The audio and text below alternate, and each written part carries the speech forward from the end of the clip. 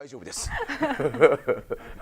有効に、はい、何の問題もなく、はい、進行中でございます。すごい人気ですからね。はい、20周年ですからね、今年ね、はい、大丈夫です。今日ドットワークじゃないですからね。はい、戦場の風雅でございます。では行きましょう。戦場の風雅ダウンロードコンテンツ第3弾配信記念生放送スペシャルでございます。よろしくお願いします。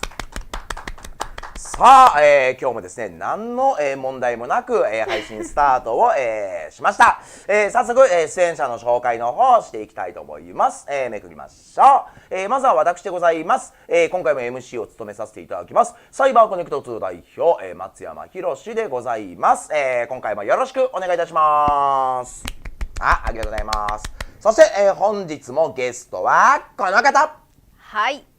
本日も、色紙を書かせていただきに参りました善蔵でございます。美女です。今日もよろしくお願いします。お願いします。はい。もう完全に顔出しになったよね。もう何のためらいもなくってやりましたね。どう？はい、まあ配信でもさ、前回第2回の時に顔出ししてさ、はい、それ以降って SNS とかでも顔出しはされてるんですか？もう全然普通に何の抵抗もなく。もうなんかあれね、心のタガ外れたね。マスク嫌いだしいいやみたいな感じですね。いやマスクしてた方がメイクが簡単なんですよ。こっから上ですもんね。まあ多くの女性がねやっぱそんなことをおっしゃってますけども、はい、はい、まあそんな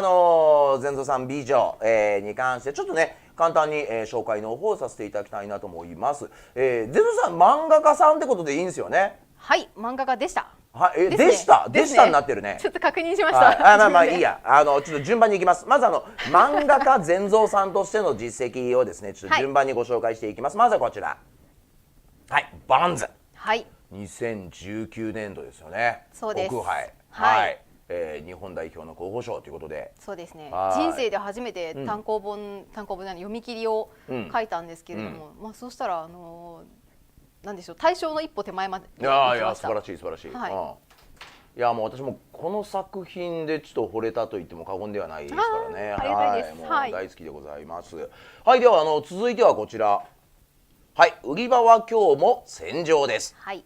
はい、1巻から3巻までね出てますけど、もともとあれなんですよね。善蔵さんアパレルの販売員やられてたっていう。はい、そうです。その時の体験談をSF に漫画で展開しているのがこちらですよね。そうなんですよ。何箇所かお店が変わって出てくるんですけれども、まあお店が変わればお客様も変わるので、まあその都度なんでしょう、ちょっと、おかしなエピソードがいやまあですよ。私拝見しましたけど、嘘でしょっていうそんなことありますっていうのがね。様々ですね。人間たくさんいるなって思います。いやびっくりしましたけど、はい、まあそんなね赤裸々なアパレル販売員の日常がね。日常じゃないな、事件簿ですよね。本当文字通り。そうですね。はい、なかなかね興味深いエピソード多いんで、ぜひ皆さん読んでみてください。はい。そして続いてはこちら、勇者魔王。はい。はい、こちらフルカラーのコミックなんですよね。そうです。これは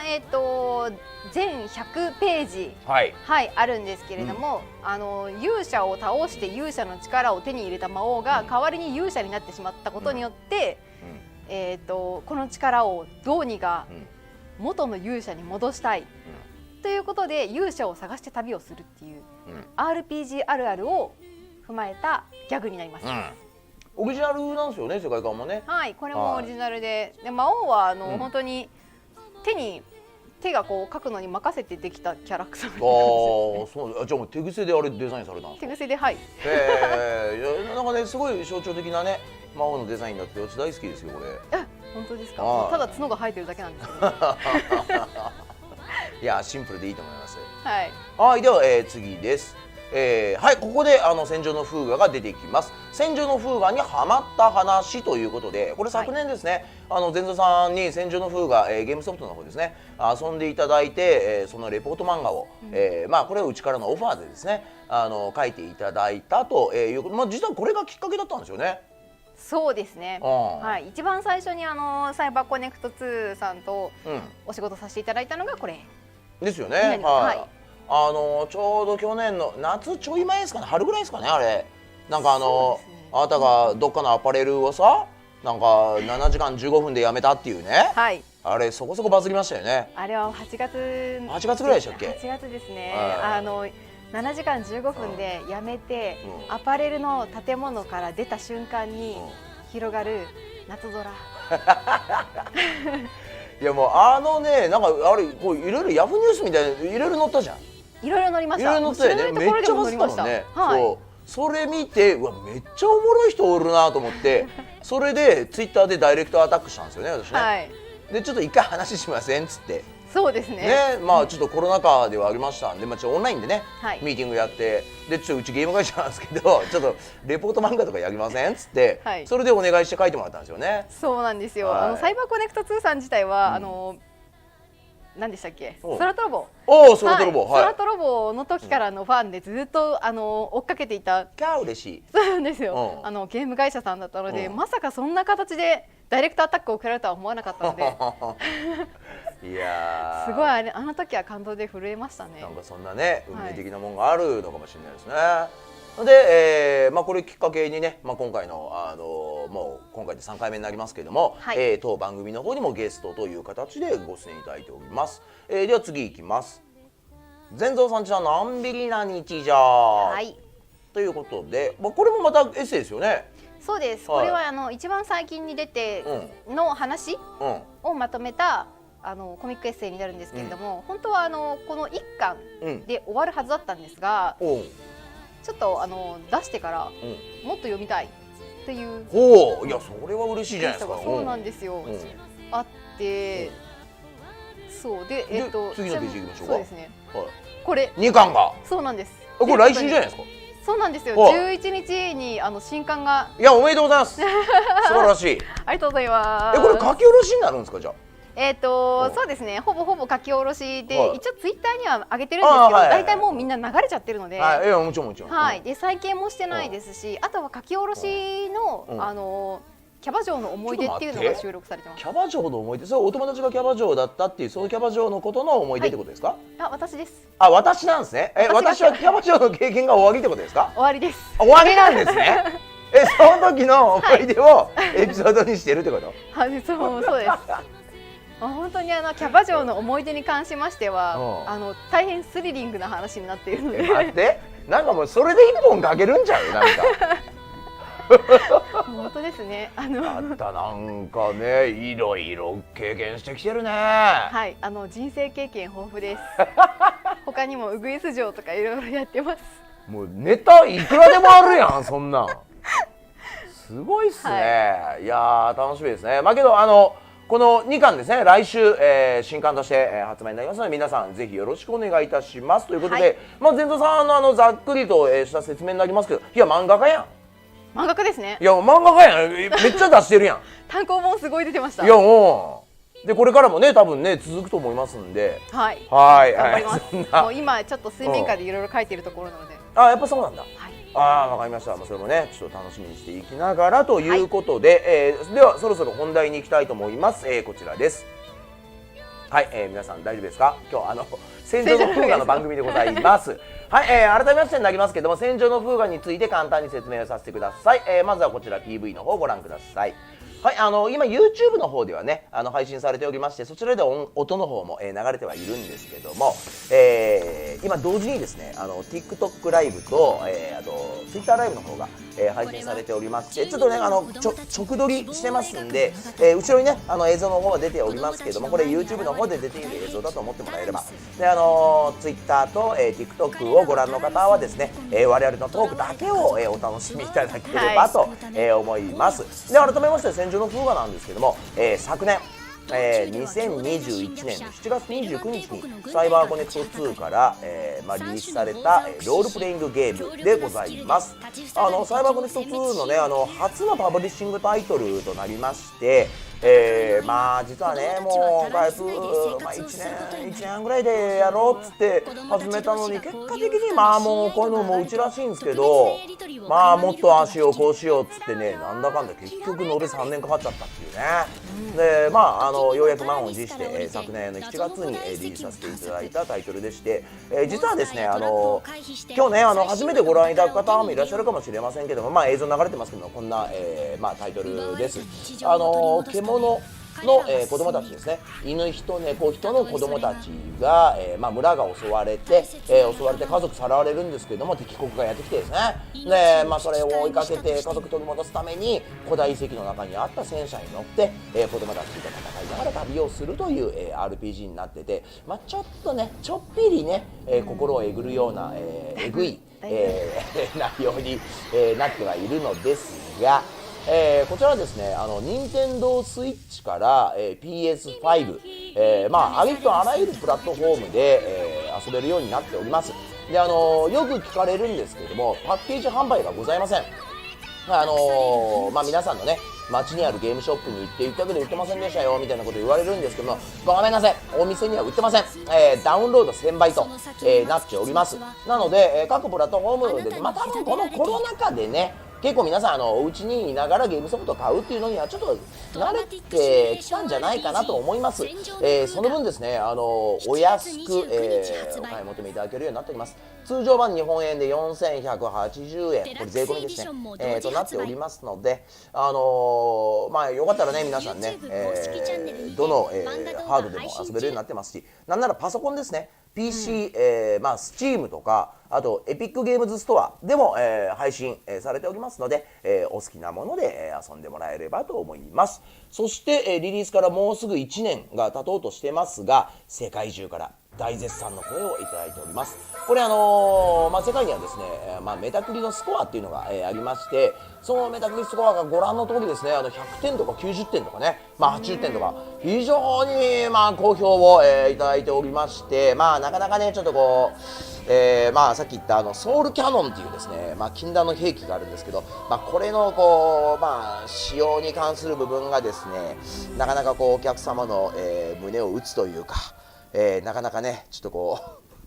ざわざわする、仕様になっておりますので、はい、世界中の方々からね、結構心揺さぶる RPG として、非常にご好評いただいております。さて、そんな、戦場の風が、こんな感じでございます。よかったら皆さんね、遊んでいただければと思います。で、今日はですね、最新のトピックとしまして、戦場の風が完全設定資料集、今現在制作中でございます。すごーい、待ってました。はい、ありがとうございます。これですね、さっき紹介しました戦場の風がですね、ダウンロード1000倍って言ってますけども、通常版と限定版と、限定版というか特装版というか限定版があるんですけども、こっちはアートブックとかサウンドトラックとかがね、ミニサントラとかがついてくるんですけども、そちらにもですね、PDF とかで閲覧できるアートブックがついてるんですけど、これは80ページぐらいなんですよ。なんですけども、これはね、ゲームのその発売のローンチの段階から、ついてたんですけど、今サイバーコネクト2で制作しているのは、この完全設定資料集は紙の本です。で、紙の本と電子書籍と両方、発売する、予定になっていて、今日はせっせとね、今作っている最中の、一部のデザインをですね、ちょっと、皆さんにお見せしようかなと思います。まず仕様の方を説明させてください。こちらです。完全設定資料集、後ほどちゃんと紹介しますけども、通常版と、特装版の、発売を予定しております。まず通常版の、説明からさせてください。サイズは A4 サイズ、ちょっと大きめですね。大きめです。うちで言うと過去を展開してきました完全設定資料集のシリーズでいくと、空とロボの完全設定資料集とか、はい、持ってます。テイルコンチェルトの完全設定資料集とか、この辺と同じサイズだから横に並べられるようなね、設定資料集になっておりまして、ページ数が208ページでフルカラーの仕様と、なっております、はい、ではその、一部ご覧いただきましょう。こちら、はい、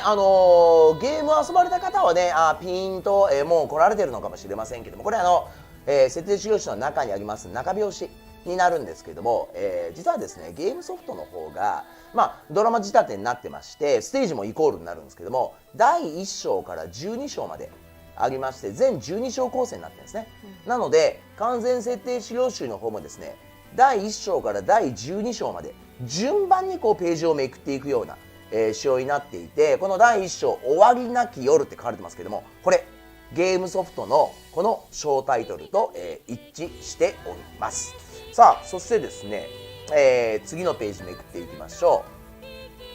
う。はい、こちらまだね荒組みでレイアウトしている最中ではあるんですけども、ゲームの中に実装されている、数々のアートワークですね、こういったものが、A4 サイズになってますので結構、大きく、画面というかページでですね、確認できる、仕様になっております。めくりましょう。はい、こちらですね、右ページもあると思いますね。はい、デジタルのねそのアートブックの方にも、もちろんこういった、資料載ってたんですけど、よく見るとねダウンロードコンテンツで配信された1弾から3弾までの、コスチュームなんかもしっかりと網羅、されておりまして、左ページ見るとですね実際にゲームに使われた画面だけじゃなくてですね、その画面を作るときにもちろんですけどもイメージボードをやっぱ作りますので、そのイメージボードのラフの段階から、一部はねモノクロなんかもこうレイアウトでラフ取ったりとかしますんで、そういった資料なんかも、全部、網羅されております。さあではちょっとめくりましょうか。はい、これ実はマルト君の、制作の過程で生まれた数々のラフなんですけど、千田さんちょっと、右ページ気になりますよね。別人ですよねですよね。よくねこうゲーム業界目指されてる方で、特にこう絵を熱心に描かれてる方って、こうゲームのそのキャラクターデザインやりたいですっていう方ってこう志望者って結構多いんですよね。人気の仕事ですね。はい、けどやっぱねゲームのキャラデザってめちゃめちゃ時間かかるんですよ。それ多分すっごい難しいと思います。いやそうなんですよ。でもねいやこれでよくないっていうようなこうもうデザインもバッて上がってくるんですよ。上がってくるんですけど結局ねマルトだけデザインして完成しないんですね。じゃあ他のお友達とかレギュラーメンバーもうちょっとデザインしていきましょうとかで進めていくとやっぱちょっと全体バランス悪いよね。身長差、犬人猫人のバランス、男女のバランス、ちょっとかっこいいとかかわいいとかちょっとキザなやつとかのバランスももうちょっとこう調整していこうかみたいな感じで何度もこれやるんですよ。で敵のライバルというかラスボスとか、そういうのもだんだんデザインで増えていくじゃないですか。でできていくとまたデザインいじるんですよ。だからね戻しが多くていつまでたってもねモデリングができないっていうのがねこうゲームのデザインのやっぱ特色でして、結構ねキャラクターデザイン漫画のほら語弊あるかもしれないですけど漫画でやっぱ締め切りがありますからもう決められた時間の中でやっぱもうデザイン決めなきゃいけないっていうのもやっぱあるじゃないですか。ゲームでやっぱ開発期間長いから、やれちゃうっていうのも一個あるんですけど、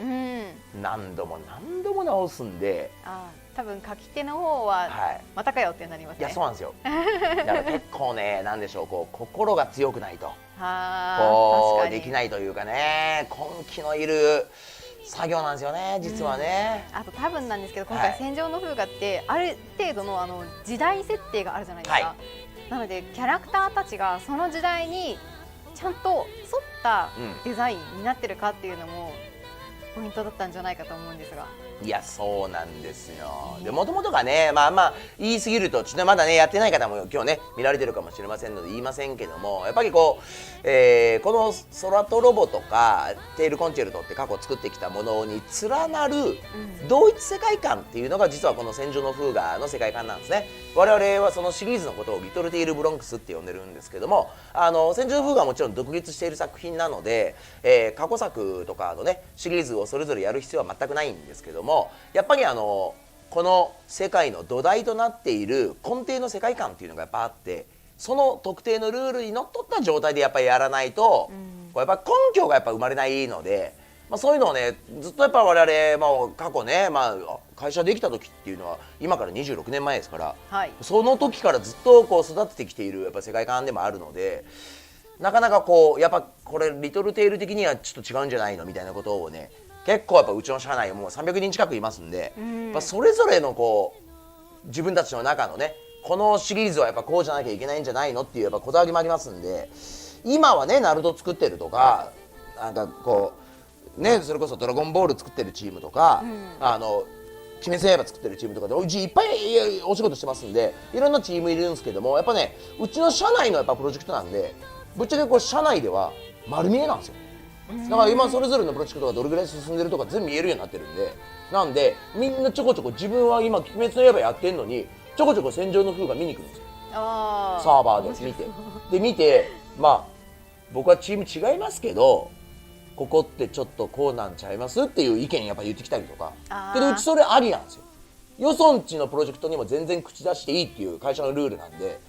まあ、結構ね戦場の風雅に関しては多くの人たちがこうほっとけないっていうのがねあってやっぱその分デザインも結構やり直しましたね。はい、まあその辺も本当まだ全然公開していないような情報もねこの設定資料集には網羅、されてますんで、ぜひ、楽しみにしてください。で続いてこちらでございます。はい、まあ子供たちが乗り込むね、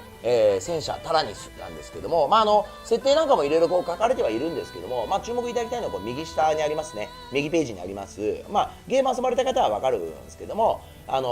キャノンとかグレネードとかね、マシンガンとかいろいろ役割を持った、武器が、あるんですけども、これゲームを進めていくとゲームの中でこうタラニスをパワーアップできるんですね、攻防で。でその時にトンテンカンっつってこうパワーアップするとグラフィックが実際に変わるんですけど、このグラフィック実は、フランス人がデザインしたんですよ。なんとなく察しがわかります？はい。正確に言うと、フランス語を話すモントリオール人なんですよ。サイバーコネクト2はモントリオールっていう場所に3つ目のスタジオがありまして、そこで、入社して働いてた人間が日本にこうやってきましてですね、今日本在住だったりするんですけど、その、アーティストがじゃあこのタラニスがパワーアップしていってだんだんこういう武器に変化していくってなった時にはどういうのっていうのをだから一人の人間が全部デザインしてるんじゃもちろんなくて、いろんな人間がそういうデザインやアイディアを出し合いながら実際1個のゲームっていうのを作られてるんですね。そういったものをもう見て、垣間取れるようになってますんで、ぜひ、しっかりね確認いただければと思います。では、最後のページになります。今回ご紹介するのはですね、こちら。はい、これメインビジュアルですね。うちのウェブサイトとかね、戦場の方がご存知の方はなかなか見慣れた、メインビジュアルだと思いますけども、結城信輝先生に、書き下ろしいただいた、左側にあるのがね、戦場の風雅のメインビジュアルなんですけども、右なかなか貴重ですよねこれね。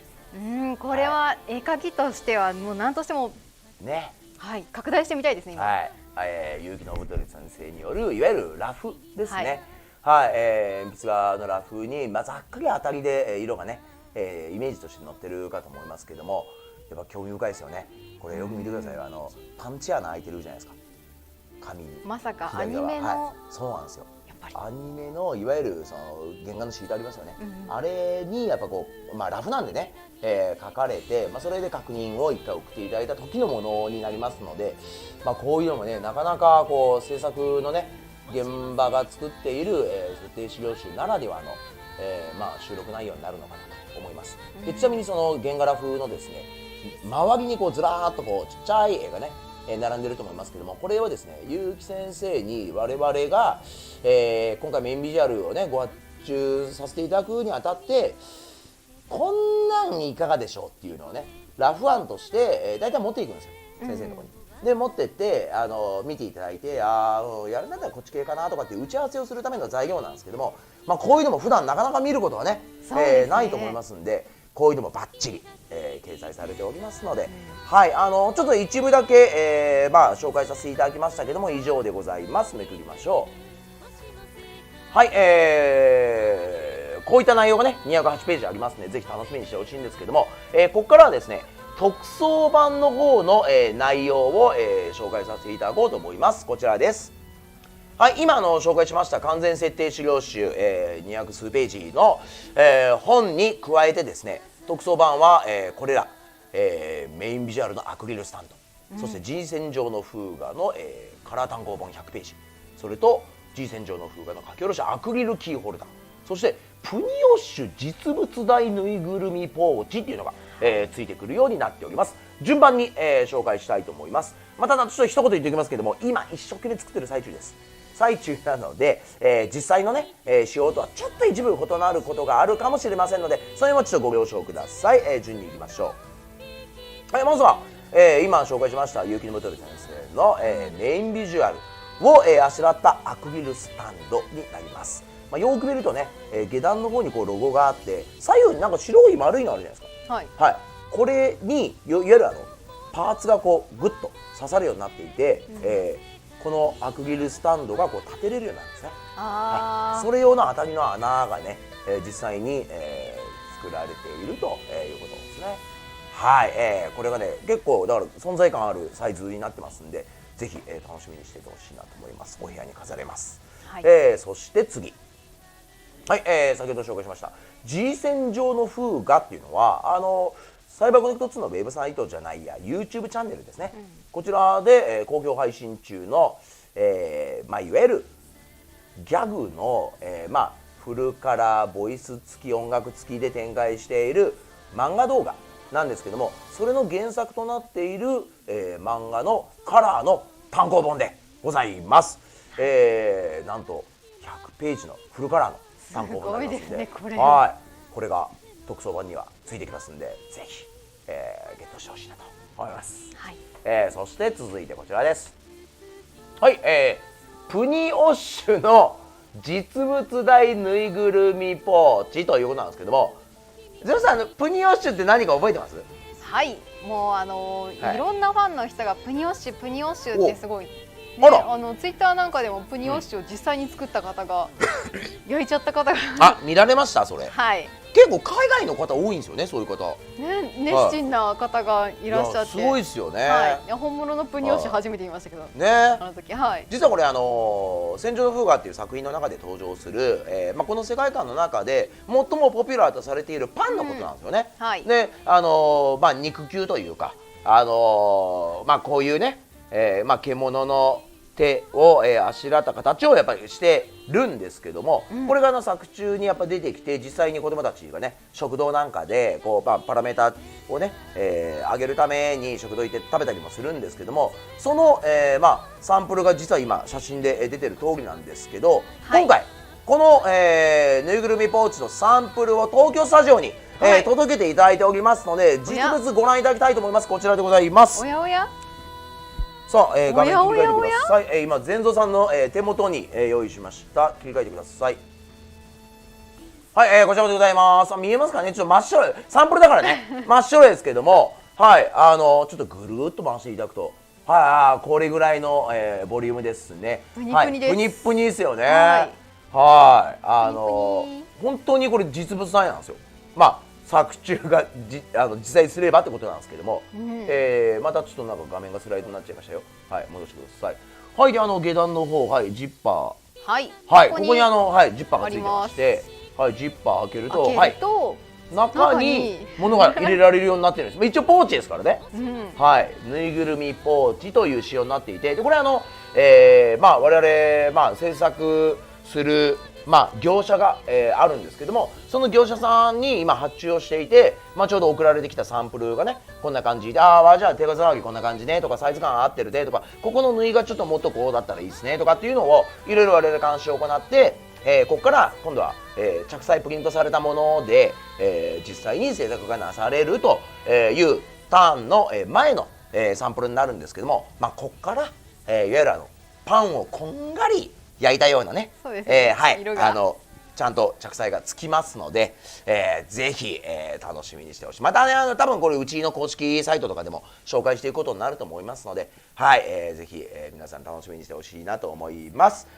ではまとめます。スライドに戻してください。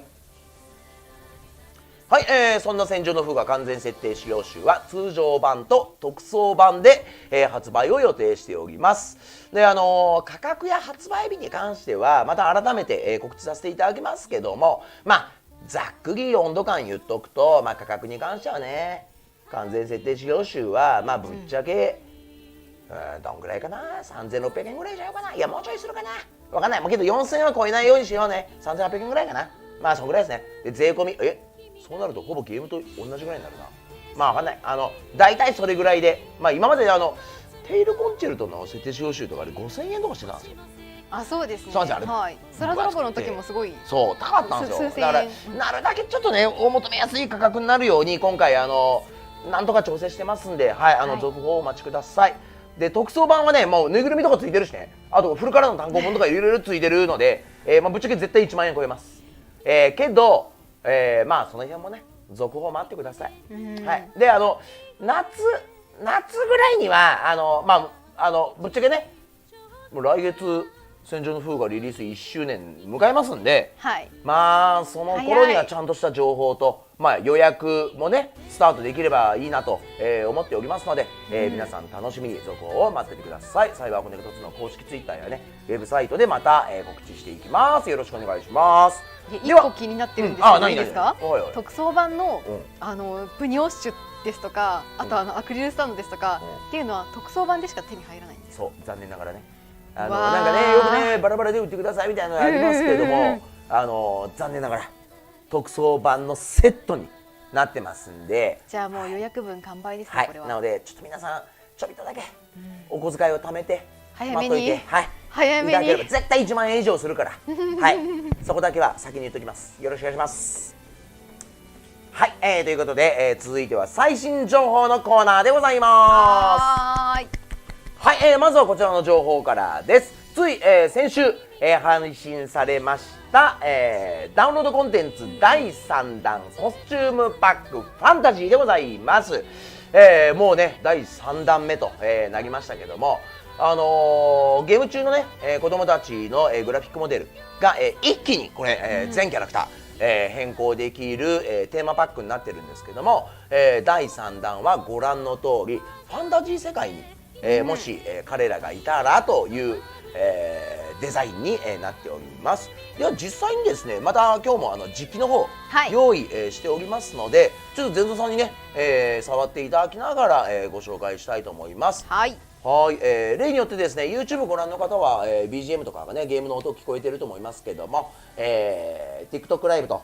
Twitter ライブをご覧の皆様は、我々のこの、説明だけで、よろしくお願いいたします。はい、今もうすでにコスチュームがね、変更になっておりまして、ジンくんですね。なんかこれちょっとバイキング風ですよ。もうほぼ裸ですよね、ジンくんね。ジン君通常のコスチュームの時も上半身裸でしたけど、ね、腰パン野郎ですけども、いやなかなかちょっとねジン君インパクトありますね。なんかちょっとこういうの似合いますよね、ジン君ね。チックちゃんがいました。いましたね。踊り子さんですね。はい、踊り子です、けどヘルメットは絶対してるっていうね。確かに。そしてハック君は、ハック君もねちょっとね、あんまり言うとあれですけど、ファイナルファンタジーのこの、なんでしょう、1、2、3とかね、ぐらいのこう天野義高先生風のねちょっとこうデザインになってますよね。なんかこう、冒険者というかね、盗賊というかね、それっぽい、デザインになっております。上にいるのは、ワッパですね。ワッパですね。ワッパ結構イメージが変わりますね。ですよね。けどね、ワッパね、これちょっとね正面向いてると見にくいですけど、背中にですね楽器を背負ってるんですよね。要するにこれ銀融詩人っていう、そういう、デザインテーマになっております。他にもね12キャラ全員全然違うねデザインになってはいるんですけども、ちょっと一個一個やってるとね、なかなか時間、押してしまいますので、ちょっと冒険いきましょうか。冒険、探索パートいきましょう。こちらからでございます。探索っていうのは、ゲーム進行していくとね、いくつも遺跡を、ゲーム内で発見するんですけども、発見した遺跡はですねこうやってデータとして、タラニスの中で観測室に登録されてですね、後から AP という行動ポイントを支払えば、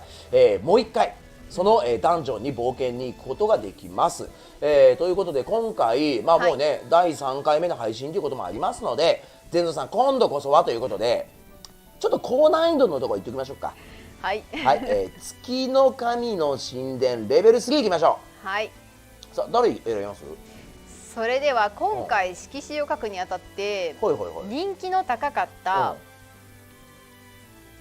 メイちゃん、リクエストの人気がそうなんですよ。メイちゃん高かったんですね。メイちゃんとカイルとシーナで競って、そうなんだ。メイちゃんはシーナさんとかなりいいバトルをしました。そうなんですね。わかりました。じゃあメイ、カイル、シーナでいきましょう。さあ、これ結構後半の方に登場するダンジョンなんで、なかなか怖い難しい、ダンジョンになってるんですよね。いやもうすぐ死んでるやん。すぐ死にました。タイミング悪すぎですよ今の。結構ね後半の方でダンジョンマップもねそこそこ広いんですよね。いや早いって全然奥の方見せれてないからちょっとこう下に来てる時行ったら死ぬからあこれが上行った時にくぐる上行った時にいや撃ったっていや弾あと一発しかないじゃん全然大丈夫です。ああここで補充ね補充ね全然大丈夫でしたが奥から行くのがセオリーやからいやだからもう使うのいやいやいやうまいことくぐんのよいやもう使うてるやんしかも倒せないですね。いやだからこいつ一発じゃ死なんからそっかそっか。いややったよねいやだからほらもう尺どうすんのこれこの番組のもうちょっと頑張ってから死ぬ予定やったでしょまあもうええよはいわかりましたこうやってね実はAP まあ行動ポイントですね、使えば何度でもトライできるようになってますしまあ普通のねルート進行の中で攻略できなかったとしてもこうやって何度でもね探索パートは挑むことができるようになってますのでじゃあせっかくなんで他のキャラクターちょっと見ていきましょうかねはいはい誰言いますそうしましたらなんかボロンちゃんがボロンくんはいいやすごいですよねボロンくんのこのフルアーマーの甲冑ね、背中にねシールドを背負ってるんですけど、はいアイコンのねヒーローモードのアイコンのデザインになってるんですよね。はいでソックスくんはね、魔法使いですよねこれね絶対ね。わかりやすいですね。はい。でカイルはこれアーチャーですよね。はい。なんかもう個性が出てていいですよね。いいですよね。はい。でハンナはね。まあ僧侶っぽい回復役って感じですよね。まあポジション的にもねキャラクター的にはそうですからね。はい。メイちゃんがですね。メイちゃんちょっとお姫様風なんですよね。はい。でしかもなんかこういうなんかハロウィンとかにいそう。そうねそうね。はい。シーナちゃんいました。けどシーナ元からねなんかちょっとこれっぽい衣装なのもあってですけど。なんかよく似合いますよねファンタジー系がねもともとねこう呪術っていうその、魔法っぽいものをね使いますからねはいノノでしたっけそうですノノです出たブリッツくんもう完全にこれアサシンですよねはいらしいいやぽいですよね可愛いですねいやいいですねあれちょっとマルトいましたマルトいいなあれ俺なんかまだマルトなんか印象ないですね。釣りかな？左の釣りしてんのかな、マルト君は。いましたね。はい。はい。マルト君は勇者風ですよね。まあちょっとね一番ね主人公前としてるからっていうね。はい。ちょっとねドラクエ3チックなね言うてもだけど、はい。まあ色までやっちゃうと怒られるからちょっとデザイン全然変えてね、はいやっちゃいましたけど、まあけどこう。ゲーム系のファンタジー風なね、彼らの衣装をこうやって楽しむことができるようになってますので、はい、これぐらいにしておきましょうか。はい。はい、そんなマルト君ですね。足短いですね。はい。はい、では、スライドの方に戻していただきまして、はい、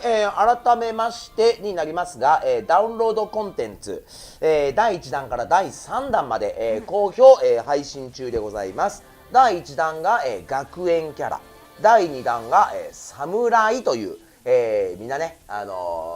忍者とか侍とかのね、衣装になっております、全然スライドが切り替わらないんですね。係の人たち相変わらずなんかもたもたしますね。大丈夫ですか？はい、頑張っていきましょう。画面が全然切り替わ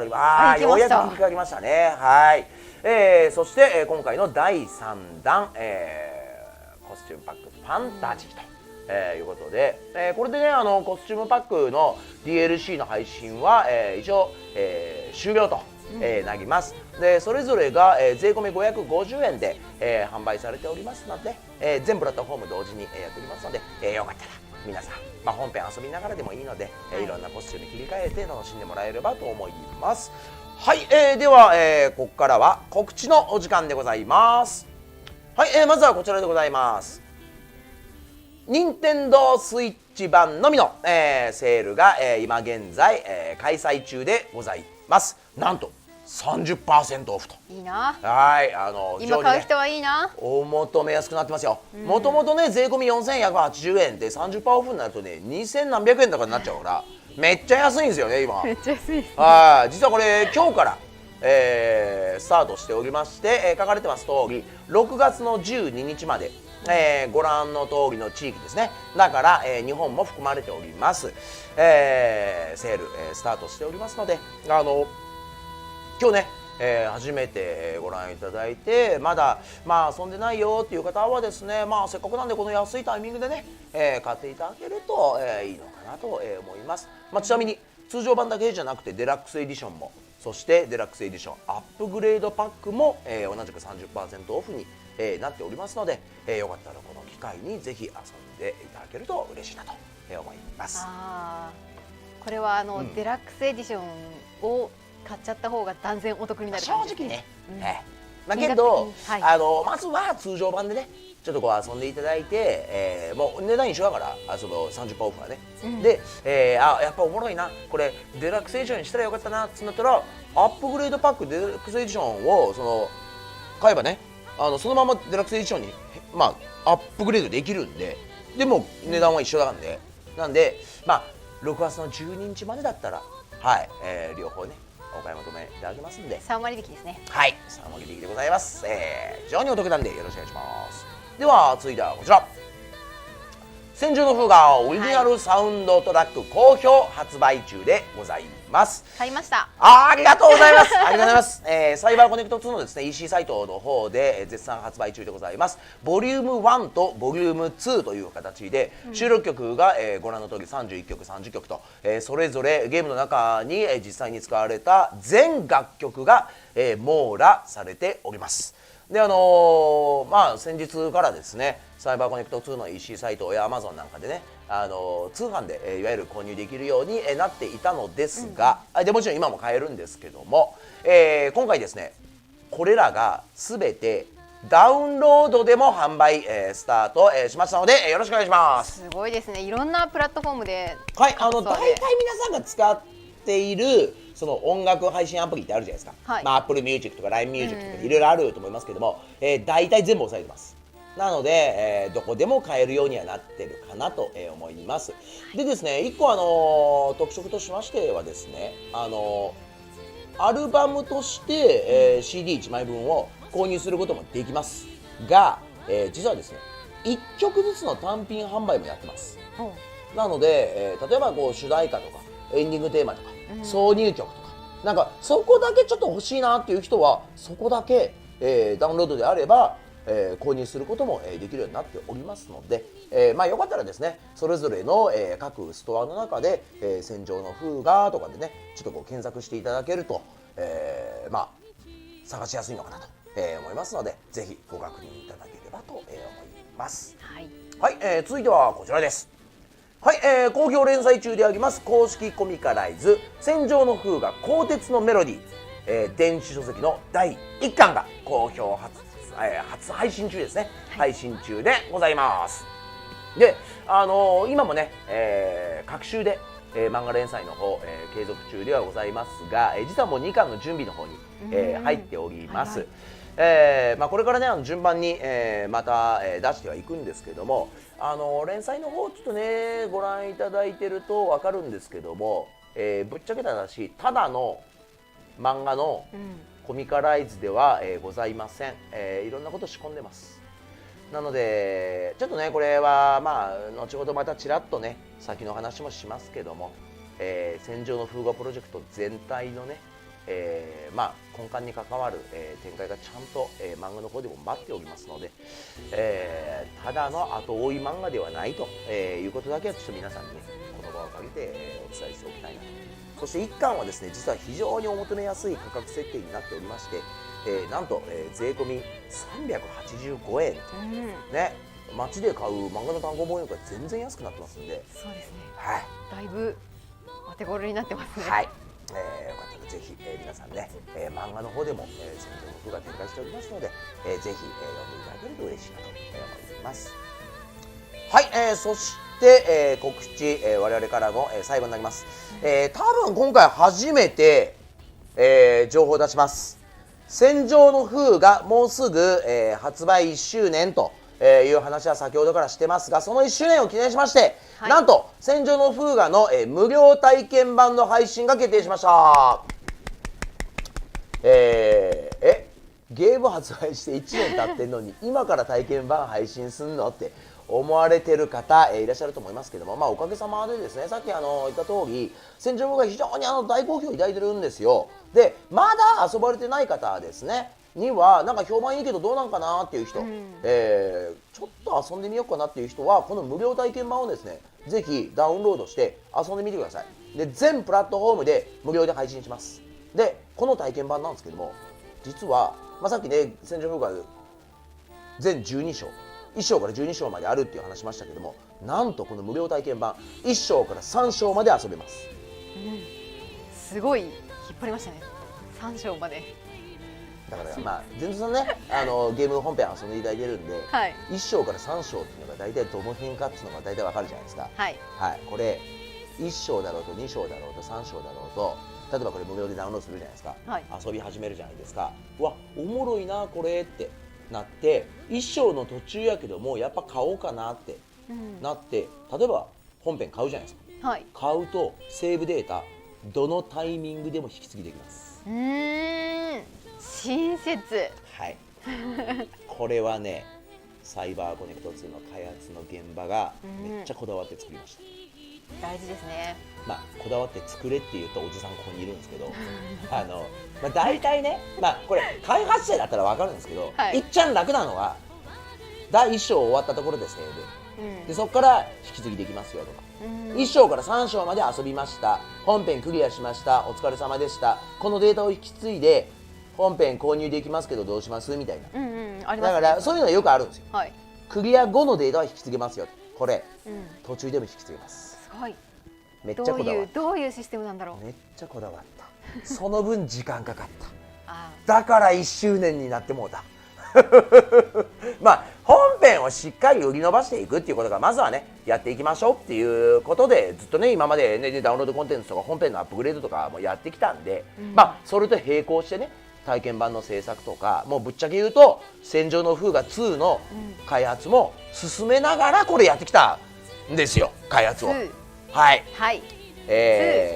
ょっとね最後にちょっと話しようと思ってましたけども、2の制作もね今順調に進行中でございます。その2の制作もやりながら結構現場が頑張って作ったその体験版がもう実はもう完成してます。なのでもう間違いなく7月の中旬には配信されますので、まだ戦場の風が遊んでないよっていう方はですねぜひこの無料体験版遊んでいただいて、面白いなって、絶対おもろいから途中まで遊んだら絶対もう無理やん、途中でやめるなんで、気になっちゃって。だから絶対ね皆さん本編遊んでくれると思うんですけども、そういう、効果を狙って我々作っておきますので、ぜひね軽い気持ちで無料ですから全プラットフォームでダウンロードして遊んでもらえればと思います。また正確な日時は、告知していきますので、情報をお待ちくださいということで、サイバーコネクト2からの告知でした。では、最後全蔵さんからの告知でございます。私もセールがございまして、売り場は今日も戦場ですの第1巻が6月の11日から24日まで、の期間限定で1巻ですよ、99円になります。これ今ちょうど3巻までね出てますからね。そうです。だから1巻がめっちゃ安いからね。めっちゃ安いですね。で他の2巻も正直なところめっちゃ安いんですけど、元がね元が200数十円だったよね確かね。そうですね。だから絶対この機会に。そうなんですよ。でも1巻目読んでいただいて、こんなカスハラあるんだっていう感じで見ていただいて、多分販売員の方なんかはすごくしみじみくるんじゃないかと思います。変態も出ます。そしてこちらそうです。全蔵さんちののんびりな日常、こちらも2巻が出ますので、さっきね来週6月11日に2巻が出るっておっしゃってましたから、もう完全にこれ6月11日の2巻発売に合わせて、いわゆるこの1巻が安くなると。そうです。これも99円。バッチリですね。そうです。犬と猫が頻繁に出てくるコミックエッセイになってます。ぜひ今日このね配信見られてる方、軽い気持ちで。そうですね。ジュース1本よりが安いんやから。そうですね。お釣りが来る。ぜひ皆さんポチっていただいて読んでいただければと思います。さあそれでは最後のコーナーになります。ライブドローイングのコーナー。いよいよです。ではですね、早速ですけどもスーパーカメラの方に切り替えていただきましょう。ドン。はい、美しい美女の手が映っておりますが、はい、これもちろん善蔵さんの、美しいお手手でございます。色紙がねもうすでに用意されてございまして、はい、今日も、生で、作画の方やっていただこうかと思います。はい、今日、描いていただくキャラクターなんかこううっすらね当たりが見えてますけども、今日どんなキャラクターになりますでしょうか。今回は椎名ちゃんです。これあれですよね。はい、もうじゃあもう早速進めていただいてよろしくお願いします。はい、では描いていきます。あれですよね。これ、はい、また SNS の方で、はい、善さんの方でちょっとアンケート取っていただいたんですよね。さっきメイ、カイル、椎名が多かったっておっしゃってましたけど。そうなんですよ。事前に誰がいいですかって聞いたときに、はい、メイ、カイル、椎名、あとジン。ジン出てくる。ジン出てきますね。で、人気が高かったんですけれども、その中でも特にやっぱり椎名ちゃんと、あとメイちゃんのリクエストが多くて、最終的にほぼほぼ同じ得票数だったんですが、本当に僅差だったんですね。本当に僅差ですね。わずか2票でした。うわ、本当に僅差じゃん。これ同率だったらどうしよう、2枚書くかもしれないと思って、再投票するしかないね。そうなんですよ。だったんですが、この番組今日でね3回目になるんですけども、1回目のゲストで善蔵さんいらした時に、このライブドローイングのね、はい、色紙で、ボロン君、はい、書いていただきましたよね。はい、で第2回目の時に花ちゃん、はい、書いていただいて、今回が、椎名と、はい、いうことですね。今までこういろいろ書いてこられた中で椎名結構ほら、私もね善さんの SNS 見てますから、はい、結構練習されてる風景といいますか、こうね、はい、SNS にも上げられてたじゃないですか。はい、実際どうですか。椎名書く時のなんかこうコツというかポイントみたいのって何かございます？椎名ちゃんに関しては、ハンナさんと比べると髪の毛の束の線が多いんですよ。いや、見るからに多いですね。そうなんです。なので多分単体で描いた時に結構見栄えがするキャラクターではあると思うんですけど。なるほど。逆にね。はい。はいはいはい。あとですね、垂れ目です。そうですね。はい。明確に垂れ目ですよね。明確に垂れ目です。優しい性格してますからね。そうなんですよ。多分その喉が使えて、本編の方でいろいろあるんですけど、はい、そこはちょっとプレイしていただいて、そうですね、そうですね。で、ブルッとこの野郎って思っていただければ。そうですよね。で、あと結構線が迷ってしまったりブレてしまったりするといないので、そこをまたどうやって思い切っていくかですね。なるほど。はい。けどもそれはあれですか、やっぱもう何度かこう書いて、はい、慣れというか、やっぱり練習するしかない感じですかね。こういうのって。そうですね。今回今アナログで書かせていただいてるんですけど、いつも練習してるのはデジタルなんですよ。そうですよ。ゼロさんもともとがね普段はデジタルですもんね。そうなんです。はい。いつも書いてる時はデジタルでやってるんですけど。iPad ですか？それとも PC ですか？あれは気分によりますね。気分によるんだ。気分によります。パソコンを立ち上げるのがめんどくさい時は iPad。大体めんどくさい。大体めんどくさいです。で iPad で書かせていただいて、でたまにパソコンで仕事したりとかするんですけど、そういう時に今書きたいってなった時にはそのまま流れでね。そうです。フォトショップで書いちゃいますね。あとこの眉毛がヒゲっぽくなってるんですよ。シュッシュって感じ。そうですね。もうちょっと上の方にあるんですよね。猫っぽい。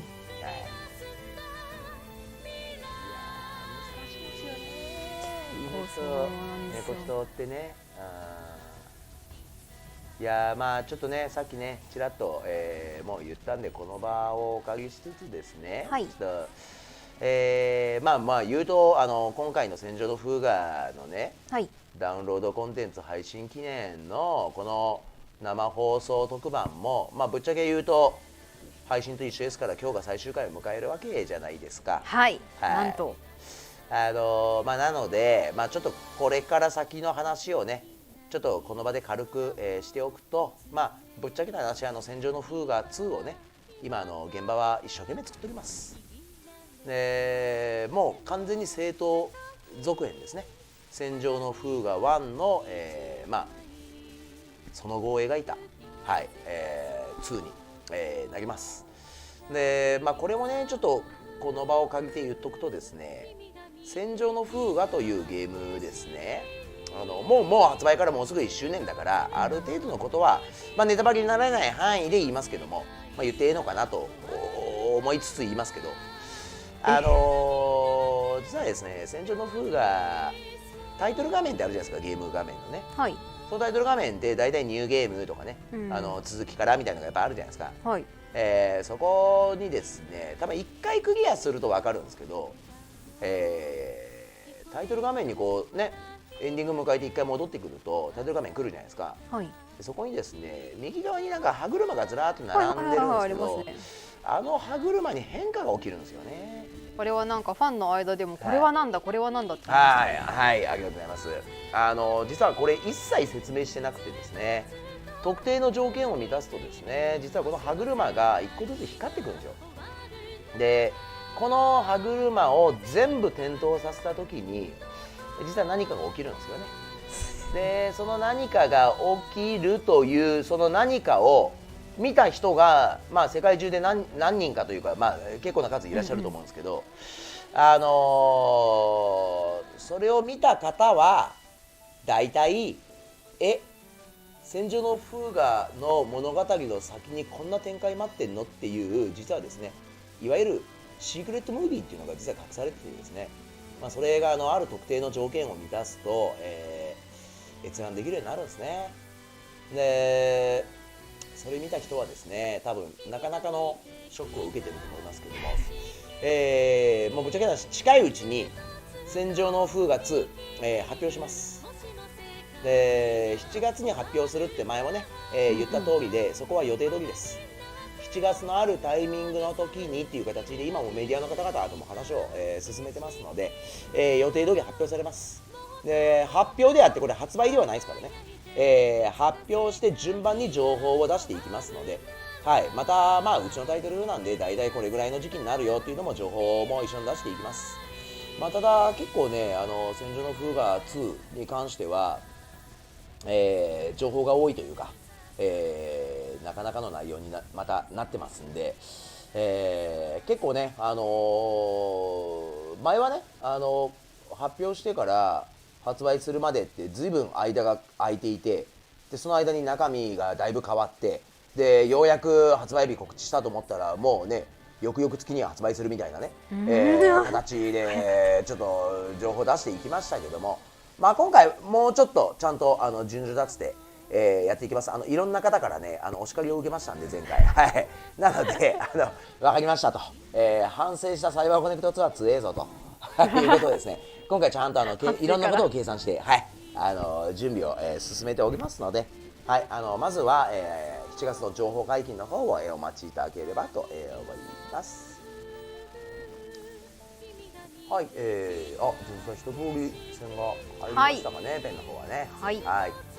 なんで最後になんかじゃあ一言入れようかなと思うんですけど。ぜひぜひサイン入れるのも忘れなんで。そうですね。